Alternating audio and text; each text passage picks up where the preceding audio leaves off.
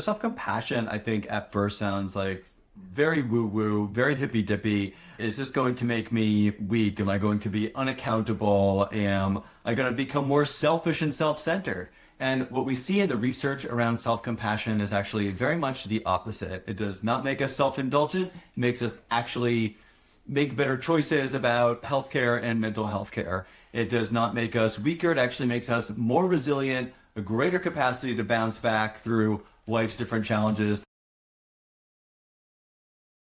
We all have this more kind of critical voice wired into us. Now, sometimes that's from childhood bullies or not so caring caregivers or other challenges and challenging people we've had in our lives.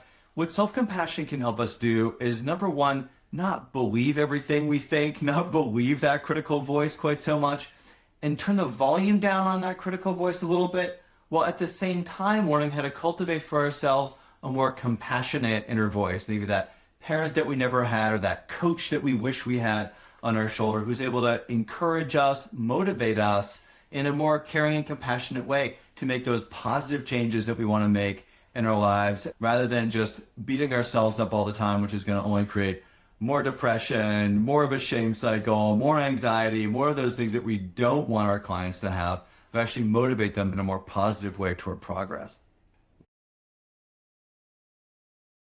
I work with so many clients who have this internalized inner critic, kind of critical voice inside of them. And so to me, the power of self-compassion has been learning to appreciate themselves at a really deeper level, learn how to actually really trust themselves, trust their gut in a really different way than a lot of other modalities of therapy are able to allow our clients to do. By building a capacity of self-compassion, what we see is just clients who end up with a lot more confidence in themselves and in their healing and in their own judgment around decisions in a way that ends up being really empowering for them. I think there's a tension in self-compassion that it means lowering your standards, letting yourself get away with everything. And it really is not that. Self-compassion is, in fact, actually really about holding yourself accountable. It's just about not beating yourself up when you make those mistakes. So for our clients that fall into a relapse with a behavior or fall back into a relationship or into an old pattern, rather than falling into a shame cycle, as so many of them tend to do, just spiraling downward, self-compassion gives them a soft, safe cushion to land on, where they can then actually move from there to actually going back to making the progress much more quickly, re-engaging with their recovery process from whatever it might be, mental health issues, addictions, relationship challenges in their lives. What I'm trying to help people get out of self-compassion is shifting out of that old critical voice, motivating themselves through beating themselves up. A lot of our clients have gotten really far in life by beating ourselves up, holding ourselves to unreasonable standards. But often what happens is people reach that level of achievement and that more critical approach, self-critical approach, starts to have diminishing returns.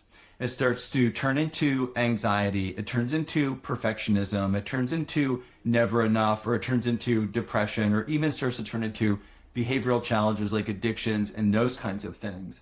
And so when we're able to help even those more high-achieving clients to motivate themselves in a different way, we can actually see some of those symptoms in terms of the pathologies and mental health issues start to actually fade away a little bit when we start to help people develop and cultivate a little bit more self-compassion for themselves in their lives.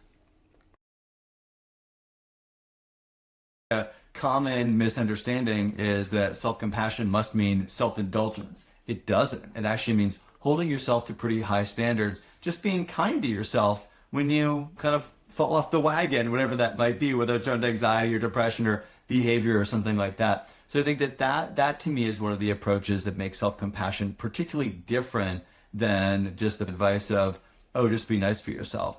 It's also actually really engaging in deliberate practices. So walking a client through maybe a self-compassion break or working with a critical voice practice, those are really practical steps to actually do this, to embody it, not just give it lip service that so often people are getting from folks in their lives or seeing on inspiring meme accounts or something like that on social media. what we see is actually clients being more motivated to take difficult and challenging risks in their life because there's just less fear of failure when people know that, again, there's that sort of soft cushion. If they do have a setback, they're not going to be beating themselves up into a shame spiral, experiencing even more negativity in their lives, but they feel safe enough to dust themselves off. I'm going to try something new. I'm going to just get up and try this again. And to me, that's what resilience really is. It's the ability to bounce back from life's challenges that are just inevitable in a way that doesn't keep us down.